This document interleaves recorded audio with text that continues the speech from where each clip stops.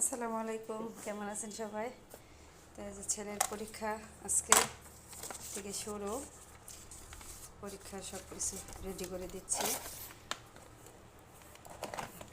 ফাইলে সব কিছু ঢুকিয়ে দিচ্ছি। যে বোর্ড ঢুকানো হয়ে গেছে, অ্যাডমিট কার্ড ছাড়া ঢুকতে দেবে না।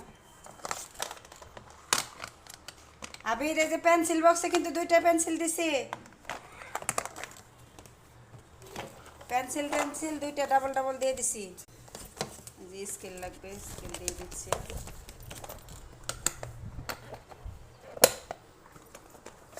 তো ছেলের আজকে ইংলিশ পরীক্ষা, সব কিছু রেডি করে দিলাম। Admit card, pencil box, board সবই আছে। আর আবিদ এদিক দিয়ে রেডি হচ্ছে। এই যে আবিদ রেডি হচ্ছে, ড্রেস পরা হয়ে গেছে। লাগাইতে পারতেছ না? তো এটা নতুন ড্রেস, একটু ঢিলা ঢালা হয়েছে। আর আমার ছেলেটা কয়েকদিন একটু শুকিয়েও গেছে। ঘরের মধ্যে ঢিলা ঢালা ড্রেসই ভালো। তাড়াতাড়ি তাড়াতাড়ি, সময় হয়ে গেছে, আসো আসো। ওদের 9টা থেকে পরীক্ষা শুরু, তো আজকে প্রথম পরীক্ষা, একটু আগেই যেতে হবে। এখন 8:15 বাজে, তাড়াহুড়া করতেছি। না, তাড়াতাড়ি রেডি হোক। এই যে এখানে দুইটা পেন্সিল আছে। হ্যাঁ, দুইটা পেন্সিল বক্স আছে। একটা দিয়ে লিখবা, ওই মানে ছোট হয়ে গেলে তারপর আরেকটা দিয়ে লিখবা। চুকানের কোনো প্রয়োজন নেই, মনে থাকো। আর খুবই যদি প্রয়োজন হয় চুকানোর, একটা ঘুরানি দিবে। পেন্সিল চুকাইতে যায় কিন্তু সময় নষ্ট করবা না, আর বেশি মোছামছি করবা না, বুঝতে পারছো? কারোর দিকে তাকাবা না। তোমার নিয়ে কিন্তু আমার অনেক স্বপ্ন, আমার স্বপ্নটা পুরা করে বাবা। অনেক পরিশ্রম করছো, আমি অনেক পরিশ্রম করছি ভালোভাবে। তুমি তো সবই পারো, তোমার তো কোনো সমস্যা নাই। তুমি মনোযোগ দিয়ে শুধু লেখবা। আর হ্যাঁ, যেটা মানে উচ্চারণ করতে পারবা না, ম্যামকে সাথে সাথে বলবা, লেট করবা না। তো আমার ছেলে অনেক আছে, পারে সবই, মানে বানান করতে পারে। অনেক সময় কয়েকটা উচ্চারণ করতে সমস্যা হয়, আর মনে থাকে না দু একটা শব্দ আর কি। তো ওগুলা ম্যামকে বলবা, একটু তেল দাও তেল দাও। তো আবিদ সকাল সকাল গোসল করে রেডি হলো। তো গরম পড়েছে, দেখেন রোদ রুমে চলে এসেছে। আর হচ্ছে পরীক্ষা যেহেতু, একদম মানে ফ্রেশ হয়ে জানি স্কুলে যায়। তাড়াতাড়ি তাড়াতাড়ি করো বাবা। এই যে আমার বাবাটা পরীক্ষা দিতে যাচ্ছে। তো সবাই আমার ছেলের জন্য দোয়া করবেন, পরীক্ষাগুলো যেন ভালো হয়। মনোযোগ দিয়ে লেখো বাবা, হ্যাঁ। দ্রুত হাঁটতেছে, আর রোদ উঠতেছে আজকে। কপাল গরম হয়ে গেছে। আজকে স্কুলও ভিড় হবে অনেক, সব গার্ডিয়ান এক জায়গায় হবে ছুটির সময়। এখনও সবার গার্জিয়ান আজকে যাবে স্কুলে। কিন্তু বারবার বলতেছি, প্রশ্নে যেটা বুঝবা না সাথে সাথে দাঁড়াবা, ম্যামকে বলবা।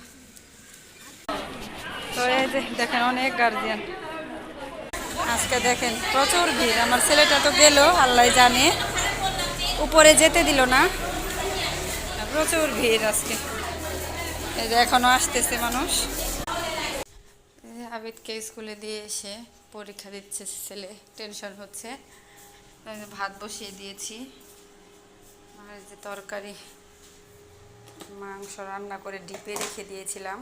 তো মাঝে মাঝে মাংস আর কি, কিছু সবজি, মাংস অনেক সময় রান্না করে, অনেকটুকু রান্না করে বেশি করে, তো অর্ধেকটা ফ্রিজে রেখে দেয়, অর্ধেকটা মানে তখন খাওয়ার পরে, আর 2-1 দিন পরে আবার ওইটা বের করে দিই। তো আজকে ওইটা করব। তো রান্না করে ঠান্ডা করে ফ্রিজে রেখে দিয়েছিলাম, যে গরুর মাংস, আজকে এটা গরম করে দেব। অনেক সময় আছে অল্প স্বল্প জিনিস রান্না করতে ভালো লাগে না, আর তাড়াহুড়া বেজে যায়।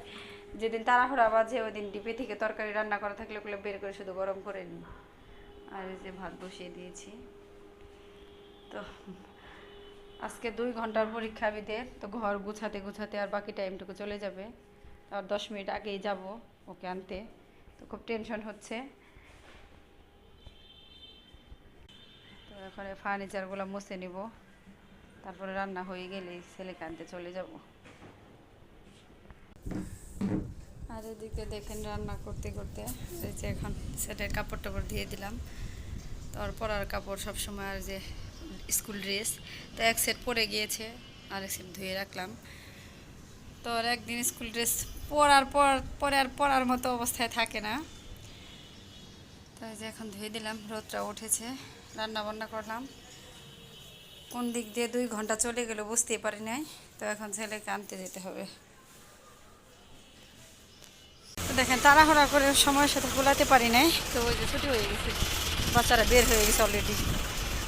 রাস্তায় দেখেন এই টাইমে জামও থাকে, ওই যে বাচ্চারা বের হয়ে গেছে। আমার ছেলেটা বের হয়েছে কিনা বুঝতেছি না, ছুটির সময়ও কি ভিড়। এই যে আমার ছেলে বের হয়েছে। কেমন হয়েছে পরীক্ষা? এদিকে তাকাই বলো। সবই লিখতে পারছো টাইম মতো? এই ছুটির সময়ে যে গাড়ির ভিড় কিভাবে যে মামারা পার করে দেয় আর আমরা পার হই আমরাই জানি। সবই কি পারছিলে না? ম্যামকে জিজ্ঞাসা করছিলে কোনো কিছু? 2টা জিজ্ঞাসা করছিলে? কাকে? কোন ম্যামকে?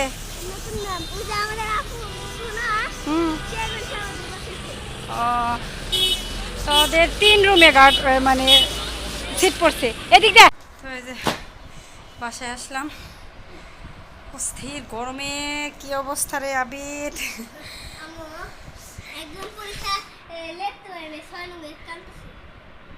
ও একজনে লিখতে পারেনি, এমন হয় লেট হয়েছে, কান্না করতেছে। তুমি তো লিখতে পারছো পরীক্ষার সময়, এই কারণে সময় নষ্ট করতে হয় না। দেখি প্রশ্ন প্রথমে আসছিল বাংলা থেকে ইংরেজি, তাই না?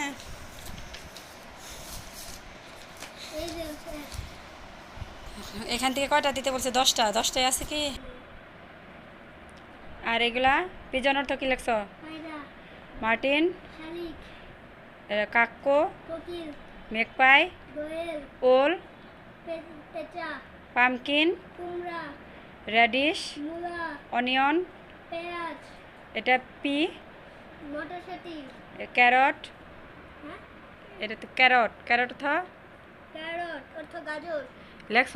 আর ট্রান্সলেশন কি কি আসছে? টু বিগ ট্রি, এটা ইংলিশ থেকে বাংলা লিখতে হবে। এটা লিখতে পারছো এগুলা? টু বিগ ট্রি কি? তারপর এ জাগ অ্যান্ড এ গ্লাস কি লিখছ? এ জাগ অ্যান্ড এ গ্লাস কি লিখেছ? একটি জগ এবং একটি গ্লাস। এ কিংফিশার, একটি মাছরাঙা পাখি। কাউন্ট দ্য পিকচার্স, ছবিগুলো গণনা করো। 2 cows with 1 yoke,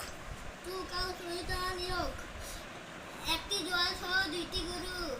আর যে এখানে একটি জলাশয়, এখানে কি হবে? একটি জলাশয়, এ ওয়াটার বডি। তোমার চোখ বন্ধ করো। ক্লোজ ইওর আইস।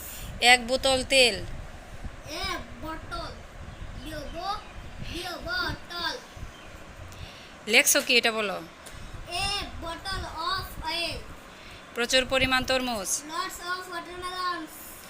ছবিটির দিকে তাকাও। ছবিটির দিকে তাকাও। Look at the pictures. আর যে 10টি ফুলের নাম তো পারছো, শুধু ইংলিশ লিখতে বলছে। শুধু ইংলিশ লিখতে বলছে, বাংলা লিখতে বলে নাই। ভালোই হয়েছে।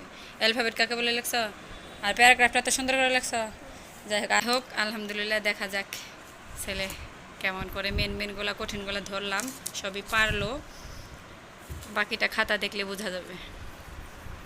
যাও এখন ড্রেস টেস খোলো। ঠিক আছে, সমস্যা নেই, ড্রেস খোলো যাও।